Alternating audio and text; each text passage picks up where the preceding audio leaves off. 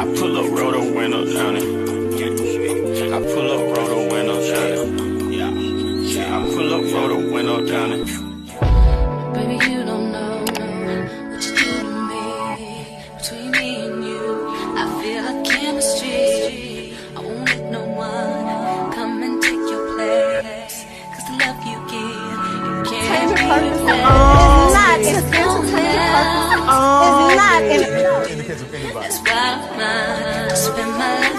Hi, hotties, kettles, tea stirs. You're here for hot tea. All commentary is alleged, and in my opinion, this is for entertainment purposes only. Hey, everybody, happy Tuesday. Now, I know Kimmi and Maurice probably thought I was minding my business, but I'm not. I'm back on y'all ass. And thank you guys so much for 14,000 subscribers. We are on our way up. I really do appreciate all the support, even my trolls. Except that one hoe that came on my page calling herself trying to check me and then got mad when I cussed her ass out and reported my comments. So I've been in YouTube jail, but I'm out, y'all. I'm out. Antagonistic hoe, man up.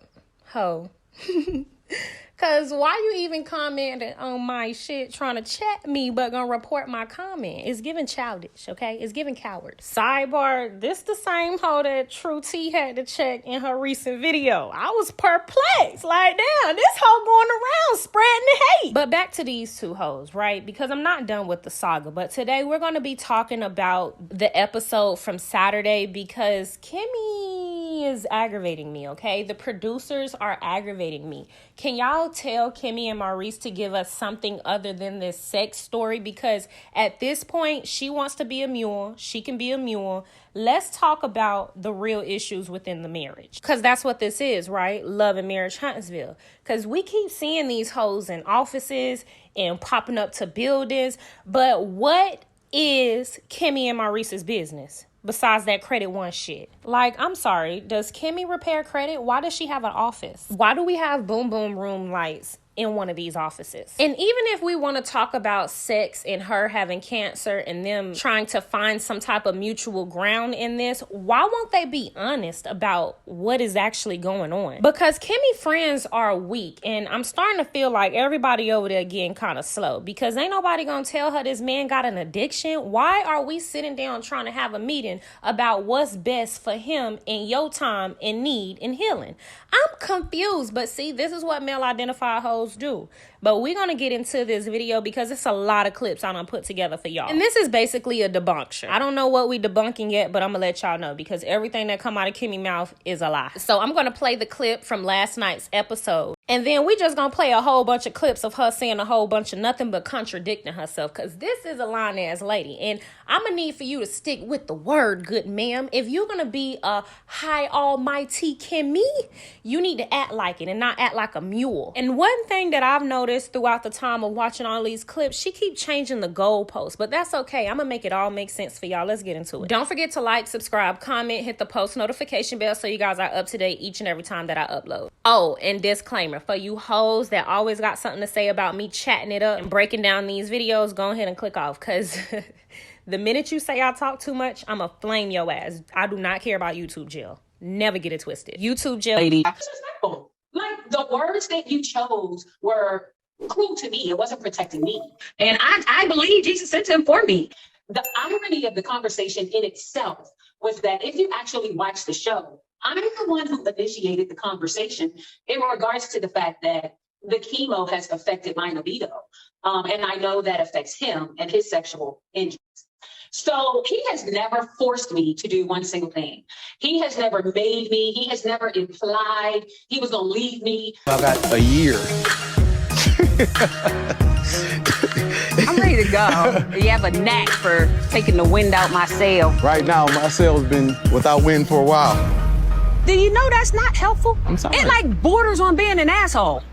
But the words that he chose to use throughout that interview, I felt were a bad choice of words in regards to me because it didn't protect me in the words that he chose to use. The whole decreased libido, I don't know if it's strictly a physiological thing. This is a mental thing, Kimmi. Maurice step up to the plate, and I said, y'all tickle me. Y'all act like y'all don't know who I married. He ain't step up to nothing. He been at the plate. He been at the plate. You know what I'm saying? He said, bend over and take it. That's like ridiculous. Like, that's ridiculous. It tickles me when people say, oh, we see him stepping up. And I knew who I married, and I had no doubt that he was gonna carry me. You know how you see that that poem about Jesus carrying the person through the footsteps, and when they looked down, they only saw one. I knew he was gonna pick me up. This whole thing, he Jesus, clearly. She clearly worships him. That's why she's going through all this turmoil. For her to use that scripture in reference to her husband is quite scary to me. I actually don't like when women... I'm not even going to go there because that's actually a different day for a different conversations. But a lot of... we're not going to go there, actually. But those of you that know me, y'all know where I'm going with that. Male identified women are going to always put her husband first, God first, and then her kids. And Kimmi just give me the vibes. And I told him, I said, that was awful. The wording choice was awful. And I don't usually listen to a lot of reasons, like the reason why this happened or the reason why you did that. You're protecting your peace. Yes, at all costs. Yes. I don't usually have a lot of leverage for that. And when some of the fans, y'all should have talked about it. I'm like, you think we didn't? Like, do you really think we didn't? We talked about a lot of stuff before we got married. Kimmi, I want to ask you first, do you feel the pressure? Like, if I don't satisfy my man, even when I don't feel good, am I nervous? Do I feel a way about the future of my marriage? I never felt like he was going to leave me. That wasn't the case whatsoever. However, even before our chemo issue came up, we already had conversation about our sex life. We talked about our sex life before we got married. So this is like an honest statement. In Kimmi's world, I had made up in my head 7 days was the limit. Like, I would never make my husband go more than 7 days. I don't care if we're angry. I don't care what's going on. That was always Kimmi's rule in her head. I legit feel bad that we already are having a conversation about I don't get enough. In this case, we went about 2 weeks, and I was like, ugh. So it was my choice because I know that that's fulfilling for both of us. Maurice will love it. I think it'll, pardon the pun, get a rise out of him. However, I don't know if it's actually going to help me. It's fulfilling for both of us. Like, at the end of the day, he's not the only one missing out. I'm missing out because I don't have the same climax. I don't have the same arousal. My effort at trying to work on, the whole decreased libido. I don't know if it's strictly a physiological thing. This is a mental thing, Kimmi. I don't physically hurt. It doesn't hurt me to have sex. It was just the arousal of the moment in the climax that is very different for me. So I'm just not getting the same fulfillment out of the sexual activity that he was. And Maurice, if you could take back what you said, would you rephrase it or do you stand on exactly what you said? I'm going to own the words that I said. Physically, everything works fine. I have to take everything into full context. I didn't have knowledge of her suffering. I didn't have knowledge of her rolling over and giving it to me when she didn't want to, right? Or didn't feel the need to. At the end of the day, this is the thing. She surprised the hell out of me on television, talking about, you know what? I'm not getting it. I'm faking it. All that stuff. Like, listen, it's on national TV. So I'm like, oh, really? So you're faking it. This whole time I'm thinking that you're doing it. And it puts everything into context when you watch the television show and then you actually see the interview. Because for me to find out that she's faking it, and then for me to analyze the situation and say, it's admirable for her to do this because, number one, most people that do things for you let you know that they're doing it for you. They don't let you find out later on, oh, wow, you were actually hurting or you were going through something and you were sharing that and you were doing it for me. I couldn't have asked for a better partner in this journey. And in many conversations, I tell people my entire life was set up by Jesus. Like me meeting Maurice when I did, things happening during the time frame that they did, all of it for me was the plan. It was obviously, and I didn't know it at the time, but it just simply was. You can't say that. See, this is the thing. We weren't doing it on the day she was feeling good. Unless I didn't know that either. Physically, everything works fine.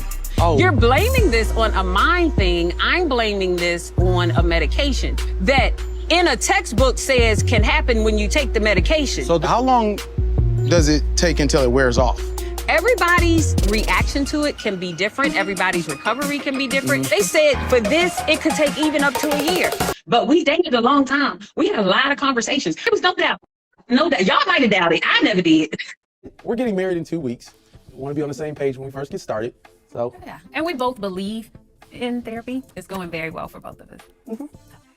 A lot of people feel like we've been together for 7 years, so what is there left to know? But we both want to make sure that we're going in eyes wide open. Because you all are blending your families, and there was mention last time that we saw one another of your son being with you all full time. How does that incorporate into preparing for the life with one another? And bringing Monster in, you know, that's gonna put some more things on her plate, but she's doing such a good job. I'm actually gonna play this full clip in another video that I'm working on with Kimmi and Maurice that's kind of gonna close out the Kimmi Was a Side Chick series, so we can go ahead and start talking about Kimmi, Monster, Kiowa, etc. It's my opinion Maurice don't like Kimmi. He likes what Kimmi can do for him. Kimmi is a mule. She just likes to have a man's presence. He's been very clear on his expectations of her, and she's been trying to give him the switcheroo, love, and I don't know why. You've been what he thinks you are. Notice how he said put some more things on her plate. That didn't change with her illness. I want y'all to really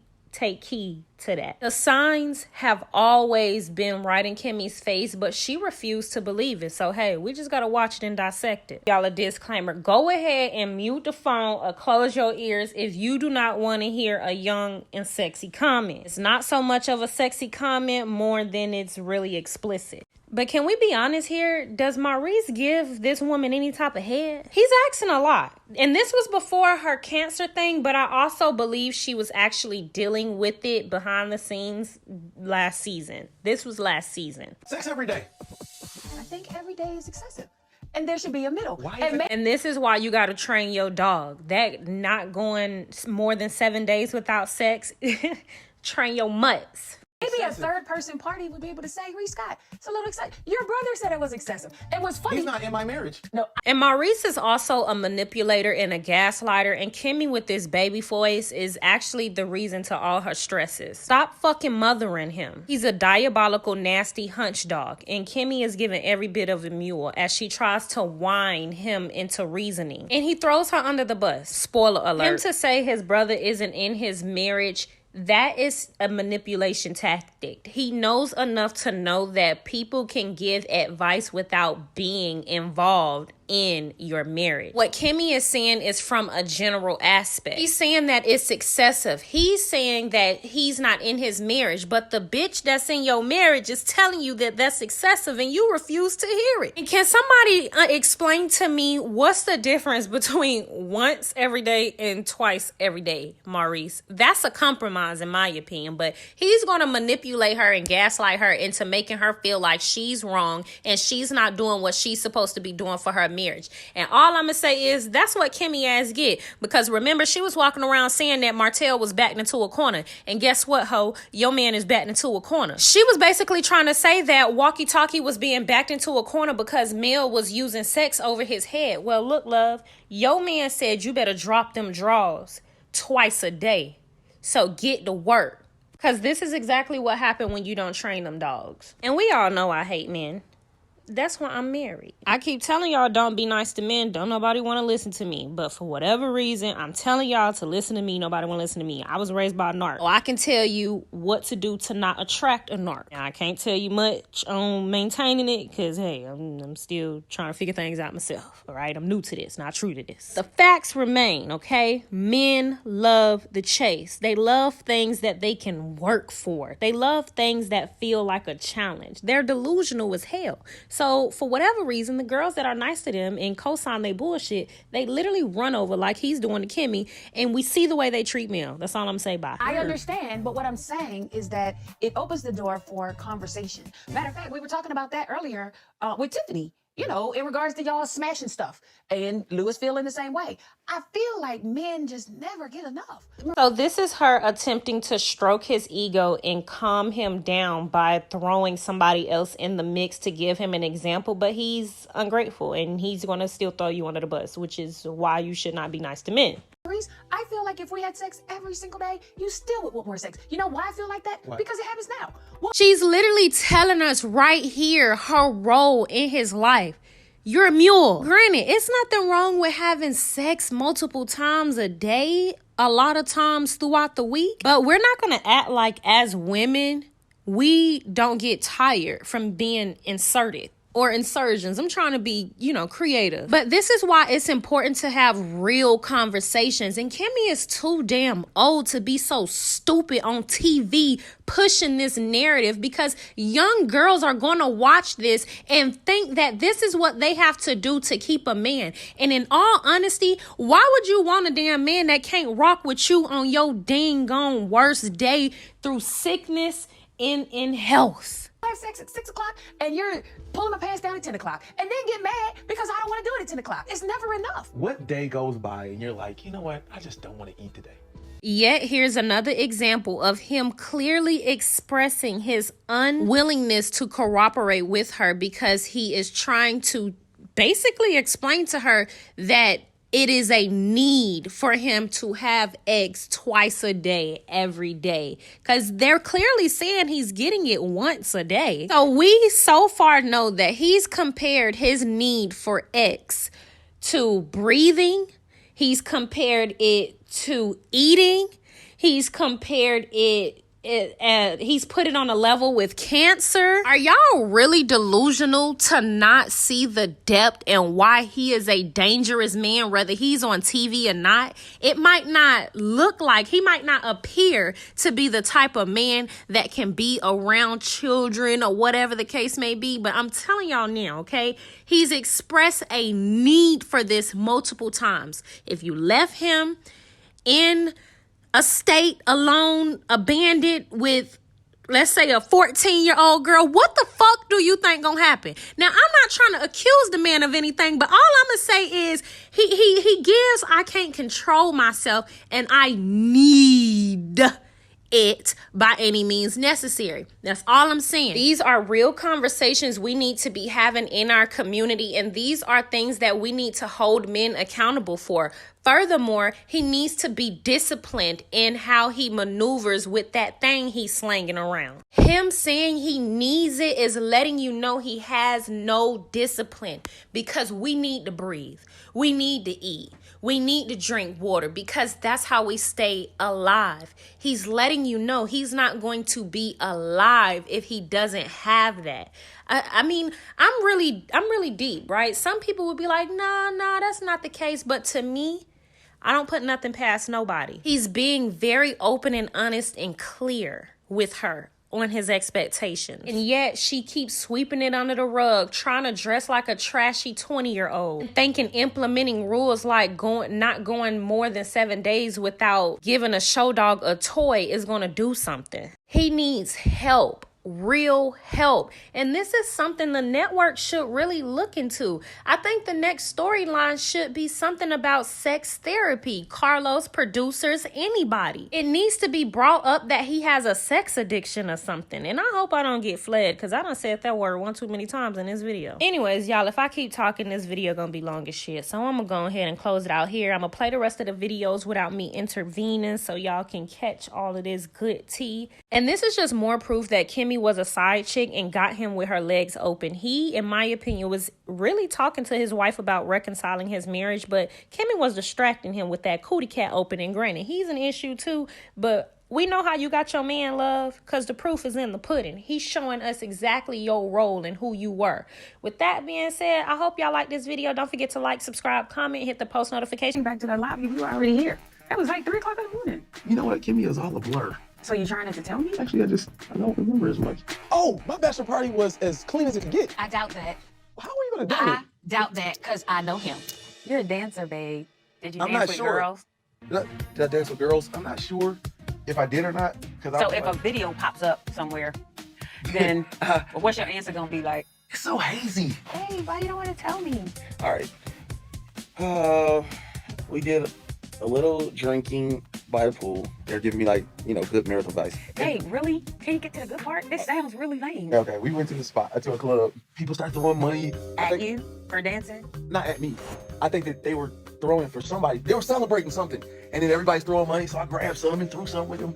And then for some odd reason, people just start dancing on me. On you? Or with me. I think they struggle to have a good time because they're a little lame. And in their effort to have a good time, they drank a little bit too much. And then that's when the touching begins. And that's what I think went down. I kind of danced a little bit, I think. you danced a lot of it, and I guarantee your video is gonna pop up about it. But that's okay. We'll see it when it pops up. If you'd rather me find out that way, then that's okay. I did a lot of dancing last night. Now you complete.